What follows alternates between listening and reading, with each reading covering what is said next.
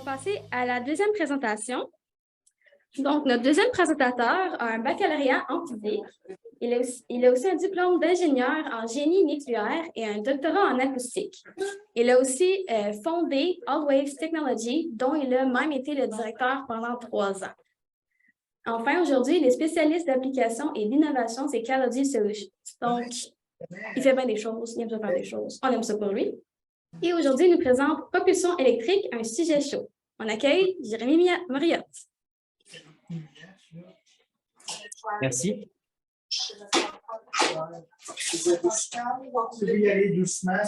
Voilà. Pourquoi il y a 2 micros? Ah, c'est pour les gens qui sont en ligne. Enchanté, merci beaucoup d'être venu en si grand nombre. Donc, je vais vous présenter le sujet chaud du moment qui est la propulsion électrique. Donc, ça ne marche pas.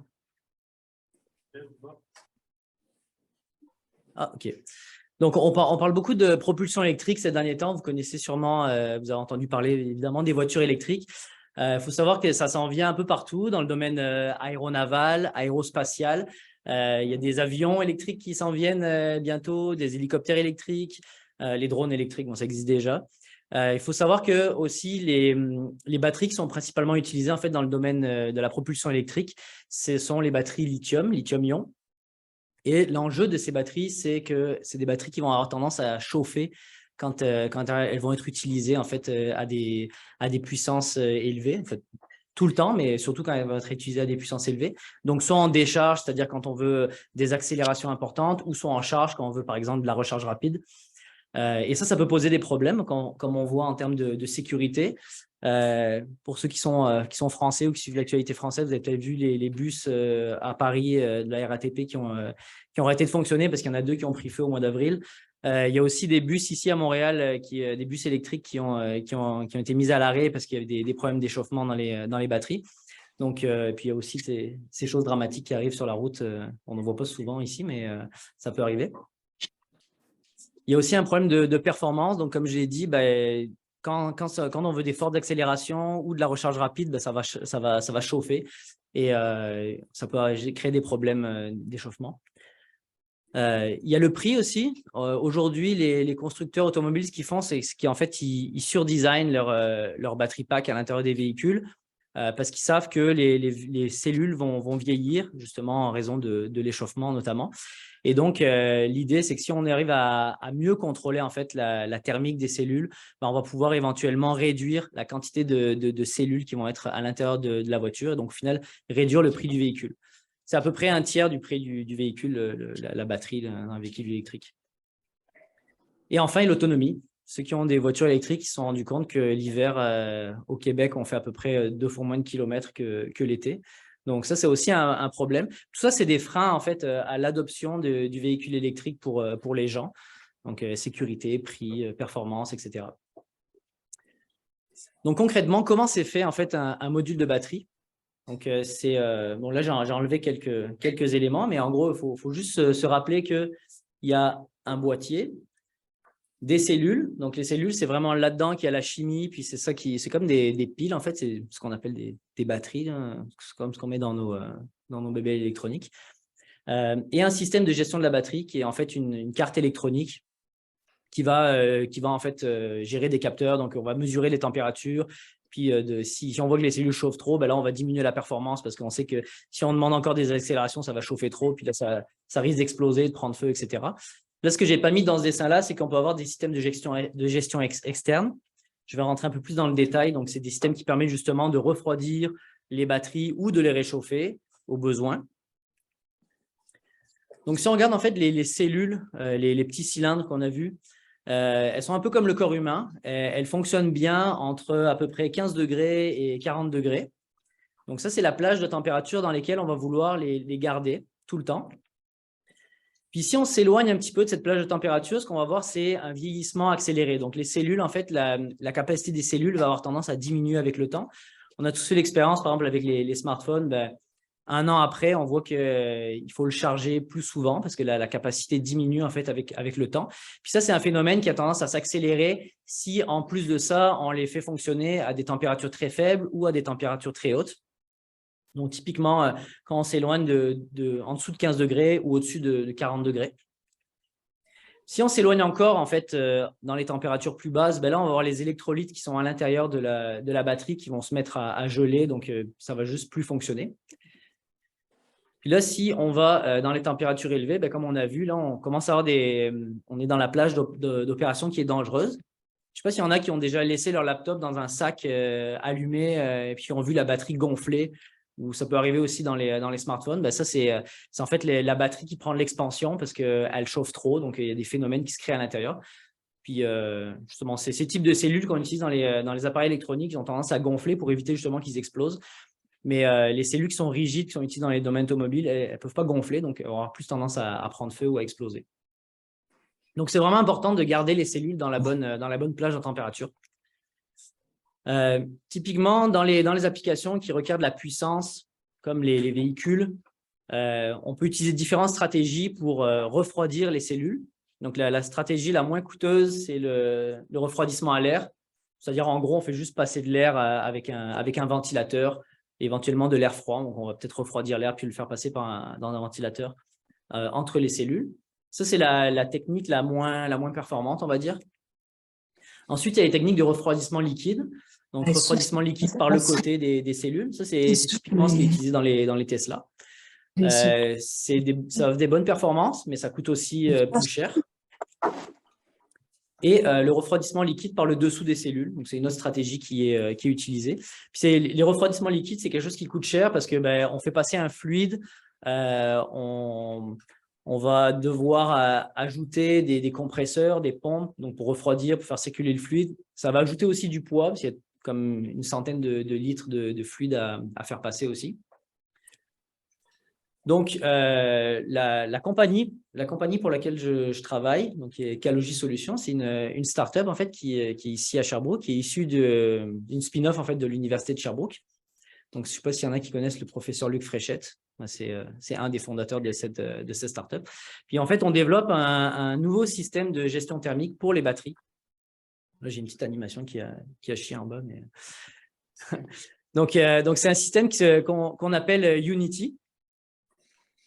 Puis, en gros, la manière dont ça fonctionne, ça ressemble à une plaque en fait, d'aluminium, mais c'est une plaque d'aluminium qui est très, très conductive thermiquement. Donc, il va pouvoir extraire la chaleur en fait, des cellules de manière très, très efficace. Puis, à l'intérieur, comment ça fonctionne? Pour ceux qui connaissent un peu la thermique, c'est basé sur le principe des caloducs, heat pipe en anglais. Donc, à l'intérieur en fait, de cette plaque-là, on va avoir un cœur vapeur et on va avoir un matériau poreux. Dans ce matériau poreux, on va avoir de l'eau. Ce qui va se passer, c'est quand les cellules vont chauffer, elles vont transmettre la chaleur à ce matériau. L'eau va s'évaporer à l'intérieur du matériau. Puis la vapeur, de manière naturelle, en fait, elle va migrer vers le point le plus froid, qui est le point qu'on voit ici, qu'on appelle le condenseur.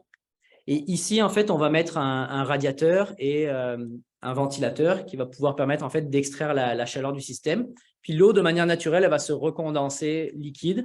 Puis à travers la matière poreuse qui est ici, elle va revenir en fait par un phénomène de capillarité. Donc, ça crée une circulation qui est naturelle puis qui ne requiert aucun élément extérieur. Donc, on n'a pas besoin de pompe, on n'a pas besoin d'apport d'énergie externe. Et en fait, le changement de phase entre l'eau et la vapeur fait qu'on obtient une conductivité thermique qui est vraiment très élevée. Donc, typiquement, on a des conductivités thermiques qui sont 10 fois celles de l'aluminium, plusieurs fois celles du cuivre. Donc, on obtient un matériau en fait, extrêmement conducteur qui permet d'extraire en fait, la chaleur à l'extérieur de la batterie très efficacement.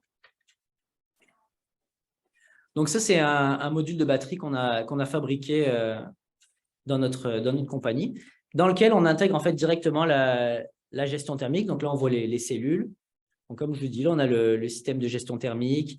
Et puis, quand les cellules chauffent, elles ont besoin d'être refroidies. C'est là que notre système va venir entrer en jeu. Donc, il va venir extraire en fait la chaleur, puis elle va être dissipée par le ventilateur à l'extérieur du module de batterie. Donc, ça permet en fait d'avoir des modules qui coûtent moins cher, qui pèsent aussi beaucoup moins lourd, pour le secteur automobile. Donc, comme j'ai dit, on obtient, on coche toutes les cases, le coût, la performance, puis le poids grâce à ce système-là. D'autres avantages aussi, c'est que ça permet en fait d'uniformiser la température au niveau des cellules. Parce qu'évidemment, si on a, je sais pas moi, une centaine de cellules à l'intérieur d'un module de batterie, mais s'il y en a une qui vieillit plus vite parce qu'elle chauffe plus, bah, finalement, ça va pénaliser le module de batterie au complet. Puis dans le module de batterie, il y a plein de choses, ça coûte très cher, ça coûte très très cher en fait d'enlever juste une cellule, la cellule problématique, puis de la remplacer. C'est pas aussi simple que ça. Donc généralement, la stratégie, c'est d'enlever le module au complet puis de le remplacer. Donc c'est des coûts additionnels. Fait que si on est capable d'uniformiser la température pour s'assurer que toutes les cellules vieillissent en même temps, ben là, on va pouvoir sauver des coûts en fait en maintenance. Comme je dis, ça extrait la chaleur aussi très efficacement. Le rendement qu'on obtient, c'est un rendement qui est un rendement thermique, je veux dire, c'est un rendement qui est identique aux systèmes les plus performants qu'on a sur le marché, donc les systèmes qui utilisent du refroidissement liquide. Mais bon, comme j'ai dit, on n'a pas besoin de liquide, on n'a pas besoin de pompe, de compresseur, etc. Donc, le rendement au final est beaucoup plus élevé. Et ça peut être aussi utilisé comme un élément structurel de la batterie, parce qu'on peut imaginer avoir ce système-là directement dans l'enveloppe externe de la batterie. Donc, comme c'est principalement composé d'aluminium, donc c'est très résistant. Donc, ça permet de sauver en fait le nombre de pièces. On diminue le nombre de pièces qu'on va avoir dans la batterie au final. Donc voilà, je fais mon petit pitch commercial. Calogy Solutions, c'est une startup qui a été fondée il y a à peu près 2 ans. On a été classé récemment parmi les 5 meilleures startups du monde dans le secteur automobile pour la gestion thermique. On a 5 brevets sur cette technologie qui ont été soit soumis, soit reçus, soit en train d'être rédigés. On a à peu près 20 personnes. On a obtenu jusqu'à date, donc depuis 2 ans, à peu près un investissement d'à peu près 5 millions.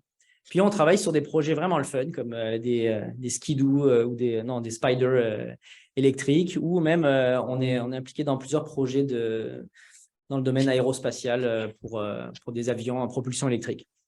Voilà, donc s'il y en a qui sont à l'université de Sherbrooke qui cherchent des stages, on a toujours des postes ouverts en génie électrique, en génie mécanique, etc. Donc n'hésitez pas à venir nous voir, on a une table ici avec plein de monde. On a notre directeur des opérations et du management qui est ici aussi. Donc merci pour votre écoute, puis passez une bonne soirée.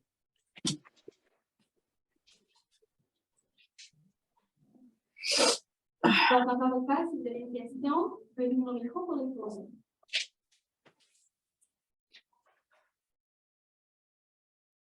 Merci beaucoup, c'était très très intéressant. 2 sujets super intéressants, l'électricité et la thermique. Et j'aurais plein de questions, mais je pense qu'on va en parler vite la vie. Et je voulais savoir, est-ce que vous croyez vraiment que la voiture thermique, que la voiture électrique va remplacer la voiture thermique, qu'il y aura des millions de voitures électriques qui vont être développées, parce que tous les rapports scientifiques montrent que, notamment dans les villes, des concentrations de matériaux comme le cuivre, surtout le cuivre diminue de plus en plus. Il va avoir encore plus d'énergie pour extraire le cuivre, ça va produire de plus en plus. Et paradoxalement, il faut encore plus de cuivre pour les voitures électriques, pour les wagons de charge. Quel est ton avis sur la question? Tu travailles un peu dans le domaine. Moi, je dirais qu'on espère qu'il va y avoir de plus en plus de voitures électriques qui vont être produites, parce que c'est ça qui nous rapporte de l'argent. Mais on ne parle pas seulement de la voiture, on parle de tous les systèmes de propulsion. On s'en va vraiment. En tout cas, la tendance, c'est vraiment d'aller électrifier tout. Je ne sais pas si c'est quelque chose qui va être viable à long terme, mais en tout cas, tous les gouvernements s'alignent pour cette stratégie-là parce que c'est la seule stratégie pour laquelle on a un développement qui est suffisamment mature, puis pour laquelle on a une visibilité à court terme, en fait. Donc, effectivement, ça va être un problème. On sait que de plus en plus de pays, en fait, ils essayent justement d'augmenter le nombre de gisements actifs, puis le nombre de mines, en fait, pour les différents matériaux, que ce soit les terres rares ou le cuivre, etc.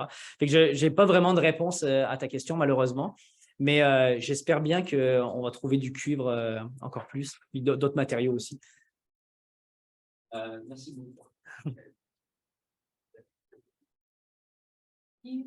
Salut Joël, ça va? Ouais, petite question, Damien. Les résultats en pratiquement de Tesla, est-ce que c'est avec de l'eau? C'est quoi l'intérieur? C'est une autre sorte de fluide? C'est du glycol qui est généralement utilisé. Il faut savoir que le glycol, c'est ça qui est utilisé dans les voitures classiques. C'est pour les liquides de refroidissement en fait, dans les voitures, parce que ça ne gèle pas à basse température. Le problème du glycol, c'est que c'est un liquide qui est inflammable. Donc, si jamais il y a un bris, ben, ça pourrait se déverser à l'intérieur du battery pack, puis ça pourrait avoir tendance à s'enflammer. Puis, là, on parle de plusieurs dizaines, voire même une centaine de litres de glycol qui sont utilisés. Donc, il y a beaucoup de constructeurs automobiles qui veulent justement sortir de cette stratégie de refroidissement liquide pour toutes ces raisons-là, puis notamment la sécurité. Est-ce que ça aggrave les cas d'incendie aussi, quand il y a une batterie qui se transforme à chauffer j'imagine, je ne sais pas là, si ça va les aggraver, mais j'aurais tendance à dire que oui, parce qu'on rajoute quelque chose qui est inflammable à l'intérieur de quelque chose qui est déjà en train de prendre feu. Donc, j'aurais tendance à dire que oui.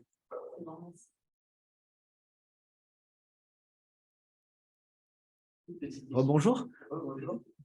C'est quoi la tension délivrée par ton pack de batterie là? Est-ce que c'est pas. Moi, j'ai des gens dans les suppressions de 300-400 volts là. C'est pas dangereux pour. C'est un court-circuit que ça se met en contact avec la carrosserie, quelqu'un soit électrocuté là ou. Ça va dépendre des applications. Il y a... Une Tesla par exemple. Mehdi, c'est quoi 48 volts?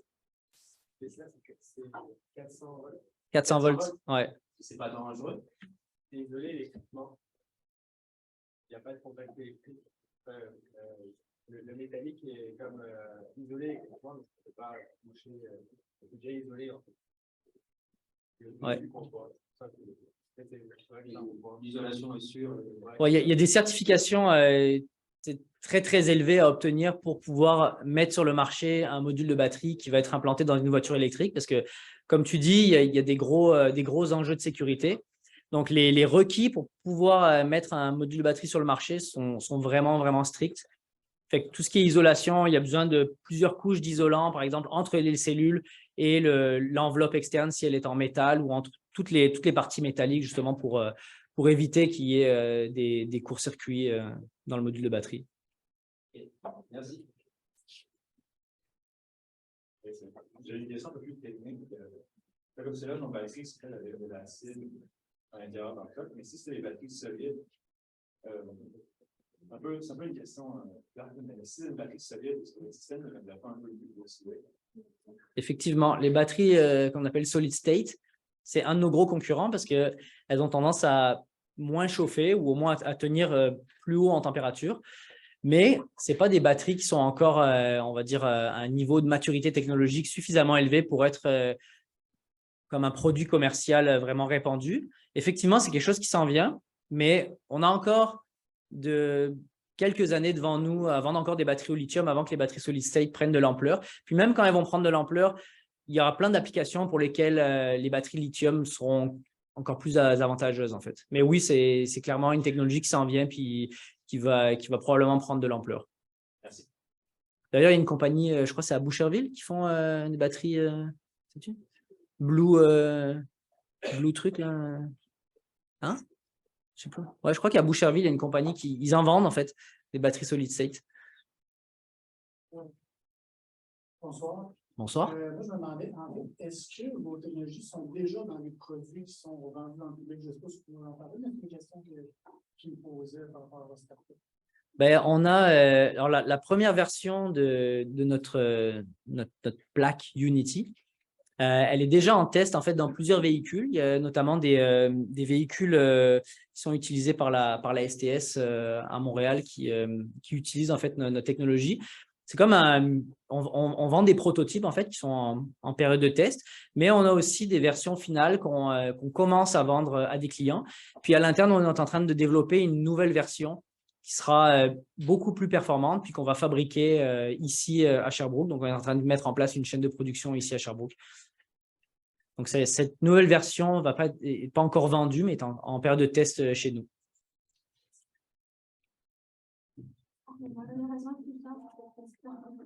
Et merci à tous.